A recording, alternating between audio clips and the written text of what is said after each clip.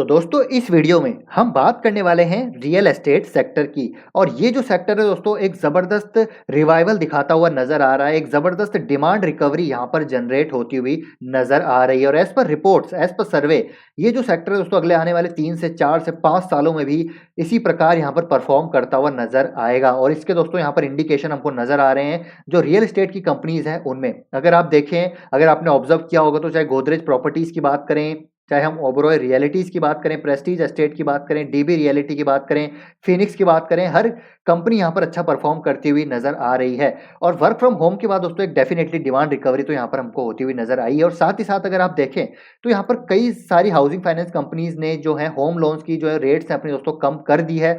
6% के आसपास on an average कर दी। और ये कुछ ऐसे फैक्टर्स हैं जिसकी वजह से यहाँ पर रिकवरी वापस क्रिएट होती हुई नज़र आ रही है। तो इस सेक्टर को दोस्तों आपको प्ले करना है। तो आज की वीडियो में आपको मैं एक बेस्ट वे बताने वाला हूँ कि कौन-सी कंपनीज़ के साथ आप इस सेक्टर के की जो रिकवरी है उसको प्ले कर सकते हैं, इसका बेनिफिट आप यहाँ पर ले सकते हैं। तो मैं आपको दोस्तों ये नहीं बोल रहा कि आप गोदरेज प्रॉपर्टीज़ में इन्वेस्ट कीजिए, ओबरॉय रियलिटी में इन्वेस्ट कीजिए, प्रेस्टीज एस्टेट या फिर दूसरी जो कंपनीज़ हैं उनमें इन्वेस्ट कीजिए। क्योंकि देखिए अगर मेरे पॉइंट ऑफ व्यू से मैं बताऊँ तो दोस्तों ये जो एक काइंड ऑफ सिक्लिकल सेक्टर है ये, ठीक है? फाइनेंशियल जो है कंपनीज़ के जो इतने कंफर्टेबल नज़र नहीं आते, एसेट हेवी बिज़नेस मॉडल है जैसे कि आपको पता है, कैश फ्लोज़ इतने अच्छे नहीं होते इनके, वर्किंग कैपिटल भी इतनी कंफर्टेबल नहीं होती। तो ये मेरे कुछ कारण हैं जिसकी वजह से मैं इन कंपनीज़ में डायरेक्ट प्ले नहीं करता। तो मैं यहाँ पर दोस्तों प्ले करता हूँ प्रॉक्सी। जी हाँ दोस्तों, तो इस वीडियो में आपको मैं 7 कंपनीज़ बताने वाला हूँ जो बहुत ही मार्केट लीडर हैं, प्रॉक्सी प्लेस हो सकती है इन सेक्टर की। तो आप इनका बेनिफिट यहाँ पर दोस्तों डेफिनिटली ले सकते हैं और गज़ब की कंपनीज़ हैं। उससे पहले मैं आपको यहाँ पर रिपोर्ट बताना चाहूँगा, इस रिपोर्ट में क्या कहा गया है। आप देखिए 9th ऑफ दिसंबर की रिपोर्ट है, नाइट फ्रैंक की आउटलुक रिपोर्ट है। India's real estate sector expected to see healthy demand in 2022। तो इस रिपोर्ट के कुछ इंपॉर्टेंट हाइलाइट्स मैं आपको बताना चाहूँगा यहाँ पर। तो देखिए की फाइंडिंग्स क्या है इस रिपोर्ट की एंड ट्रेंड्स एंड डायनामिक्स की अगर हम बात करें तो रेजिडेंशियल सेगमेंट में एक ग्रोथ हमको आती हुई देखने को मिल रही है। बिकॉज यहाँ पर जो सेल्स मोमेंटम है दोस्तों डेफिनेटली बढ़ता हुआ देखने को मिला है। बिकॉज जो होम बायर्स की प्रेफरेंस है वो है बिगर होम्स की, बेटर अमेनिटीज की, attractive pricing will keep them interested to seal the deal. Because work from home के बाद अगर आप देखें तो यहाँ पर वर्क जो स्पेस है अपना दोस्तों यहाँ पर डेफिनेटली अब बढ़ाते हुए नजर आ रहे हैं। जितने भी कस्टमर्स हैं एक नया घर ले रहे हैं, नया फिर आप कह सकते हैं कि नया जो है रिकंस्ट्रक्शन करवा रहे हैं उसी एग्जिस्टिंग फैसिलिटी पे। तो ये सारी चीज़ें हैं तो इसलिए रिकवरी होती हुई नज़र आ रही है। यहाँ पर अगर आप देखें मुंबई की बात करें या फिर आप दूसरे मेट्रो सिटीज़ की बात करें तो वहाँ पर दोस्तों आपको नए जो मकान हैं, जो नए रेजिडेंशियल प्रॉपर्टीज़ हैं, ज़्यादा बिकती हुई नज़र आ रही है as per the data and the reports. Top 5 IT companies में जिस प्रकार की हायरिंग हुई है पिछले 18 महीने में, तो अगेन यहाँ पर ऑफिस स्पेसेस की डिमांड बढ़ी है। और कुछ इंपॉर्टेंट चीज़ों की बात हम करें तो वेयर हाउसिंग सेगमेंट की डिमांड भी बढ़ती हुई नजर आई है because of e commerce boom. Indian data centres की डिमांड हमको बढ़ती हुई नजर आ रही है बिकॉज ऑफ आईटी कैपेसिटी यहाँ पर बढ़ रही है। मुंबई हाउसेज अप्रोक्सीमेटली आप देखिए 193 megawatt of India's current 445 megawatt data centre capacity. तो यहाँ पर मुंबई में भी लगातार आपको यहाँ पर जो है अ, बढ़ता हुआ देखने को मिल रहा है demand. Resilience of Indian REIT during the pandemic and growing popularity with retail. तो ये सारे फैक्टर्स हैं, ये कुछ हाइलाइट्स हैं की फाइंडिंग्स है इस रिपोर्ट की, जिससे पता चलता है रेजिडेंशियल की बात करें या फिर कमर्शियल स्पेसेस की बात करें या फिर ऑफिस स्पेसेस या फिर कुछ भी दूसरे सेगमेंट की बात करें, यहाँ पर डिमांड हमको जनरेट होती हुई नजर आ रही है। तो चलिए दोस्तों, अब कौन सी कंपनीज हैं जिनमें आपको इन्वेस्ट करना चाहिए इस सेक्टर का जो ये रिवाइवल है उसको यहाँ पर प्ले करने के लिए, उसका फायदा उठाने के लिए। तो सबसे पहले मैं आपको बताऊंगा कंपनी का नाम, वो है पॉलीकैब। बहुत ही शानदार कंपनी है, वायर्स एंड केबल्स में मार्केट लीडर है दोस्तों। इसकी मतलब यहाँ पर कोई भी टक्कर नहीं है। जिस प्रकार के कंपनी का मैनेजमेंट है, विजन है, बिजनेस का एक्सपेंशन है, बी टू बी सेगमेंट में यहाँ पर कंपनी फोकस कर रही है। तो ये कंपनी एक लाजवाब कंपनी है। और देखिए अगर रियल एस्टेट में डेवलपमेंट होगा, कुछ भी यहाँ पर कंस्ट्रक्शन होगा तो डेफिनेटली वहाँ पर वायरिंग तो होगी ना। और जिस प्रकार की क्वालिटी पॉलीकैब की है, जिस प्रकार का इसका बी टू सी स्पेस में या फिर बी टू बी स्पेस में जिस प्रकार का पेनिट्रेशन है, तो अगेन पॉलीकैब दोस्तों यहाँ पर एक गजब की कंपनी है। तो मेरे ख्याल से दोस्तों पॉलीकैब में आपको जरूर इन्वेस्ट करना चाहिए, क्योंकि घर बनेगा तो उसमें वायर तो लगेंगे ही ना। ऐसा तो नहीं है ना बिना बिजली के लोग रहेंगे। तो पॉलीकैब की जिस प्रकार की यहाँ पर पकड़ है इस स्पेस में, ये डेफिनेटली एक गजब की कंपनी है। ना ही सिर्फ दोस्तों मैं आपको बता रहा हूँ रियल एस्टेट, अदरवाइज आप सोलर की बात भी करें, ईवी की बात करें, होम ऑटोमेशन की बात करें या फिर डोमेस्टिक लेवल पे बात करें, तो ये कंपनी तो हम हमेशा कवर करते ही हैं। तो इसको आपको ज़रूर बाय करना चाहिए। एक अपने ब्रेकआउट लेवल के पास है। आप देखिए यहाँ पर ये जो पैटर्न बनता हुआ नज़र आ रहा है और नीचे जो वॉल्यूम है,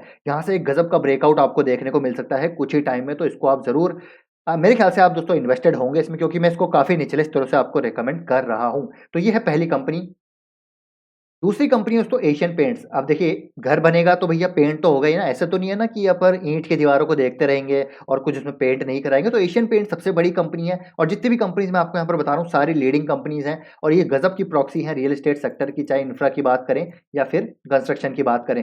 तो गज़ब की जो है प्रॉक्सी है। तो अगेन पेंट तो होना ही होना है घर में और डेफ़िनेटली पेंट होगा तो एशियन पेंट सबसे बड़ा यहाँ पर प्लेयर है। तो इसमें भी आपको ज़रूर निवेश करके चलना चाहिए। ये गज़ब का मौका आया था इस लेवल पे हमने यहाँ पर कवर भी किया था। ये देखिए जो पहले के दोस्तों यहाँ पर मार्किंग ऑलरेडी है, जब ये करीब 17% करेक्ट हुआ था, मैंने आपको बोला था यहाँ पर बाय कीजिए।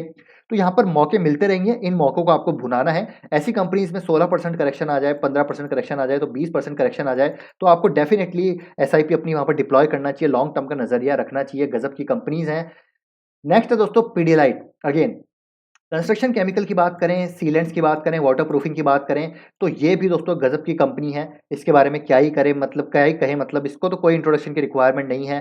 13% पे करेक्शन हुआ था जब हमने इसको वापस कवर किया था। अगेन थोड़ा-सा रिकवरी हो रही है, गज़ब के वॉल्यूम आ रहे हैं। ये नीचे नहीं आएगा दोस्तों, इसको आपको इधर ही बाय करना पड़ेगा और यहाँ पर आपको टाइम नहीं करना है। इन स्टॉक्स में जब भी थोड़ी बहुत डिप आए, तो आपको वहाँ पर बस अपनी एसआईपी को डिप्लॉय करना है। स्टैगर्ड वे में इनको बाय करते जाइए, एक्यूमुलेट करते जाइए लॉन्ग टर्म के लिए। तो ये भी रियल एस्टेट की एक ज़बरदस्त प्रॉक्सी है और प्रॉक्सी तो है ही, लेकिन साथ ही साथ दोस्तों ये ऑल टाइम फेवरेट्स भी कंपनी है, मोनोपोली कंपनीज़ हैं, कॉम्पिटिटिव एडवांटेज है, गज़ब का मैनेजमेंट है, गज़ब का बिज़नेस मॉडल है एंड गज़ब के फंडामेंटल्स हैं। नेक्स्ट है दोस्तों एस्ट्रल। अब देखिए घर बनेगा तो भैया पाइप तो लगेंगे ना, नहीं तो पानी कहाँ से आएगा नलों में। तो भैया एस्ट्रल यहाँ पर जो है सबसे बड़ी कंपनी है, गज़ब की कंपनी है, गज़ब का मैनेजमेंट है, कंसिस्टेंट कंपाउंडर है, तो इसमें भी ज़्यादा नहीं सोचना है, कई टाइम से कंसोलिडेट कर रही है। जब इस लेवल का ब्रेकआउट होगा तो फिर हाथ नहीं आएगी, यहीं पर एक मौका है, इसको आप बाय करके चलिए, लॉन्ग टर्म का नज़रिया रखिए, गज़ब की कंपनी है। पाइप सेक्टर डेफिनिटली ग्रो होने वाला है, चाहे रियल एस्टेट की बात करें, चाहे हम जो गवर्नमेंट की जो बड़े प्रोजेक्ट हैं उनकी बात करें, तो एस्ट्रल जैसी कंपनीज़ लगातार ग्रो होती रहेगी कंसिस्टेंटली।